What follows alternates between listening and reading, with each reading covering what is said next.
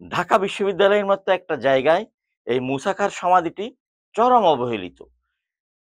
আমরা সরেজমিন গিয়ে দেখেছি মুসা খাঁ মসজিদের সামনে ডক্টর মোহাম্মদ শহীদুল্লাহ সমাধি রয়েছেন। সেই সমাধিটি রং করা হয়েছে এবং বিভিন্নভাবে তা সংরক্ষণ করা হয়েছে, কিন্তু তার পেছনে অর্থাৎ মসজিদের সামনে যেখানে ভূগোল ভবন আছে সেখানে মুসা খাঁর সমাধিটি পরিত্যক্ত অবস্থায় আছে এবং সেখানে সমাধি হিসেবে এ স্থানের কোনো চিহ্ন না থাকায় বিভিন্ন ছেলেমেয়েরা সেই সমাধির উপরে খেলাধুলা করে এবং অনেকে সেখানে বসে আড্ডা দেয়।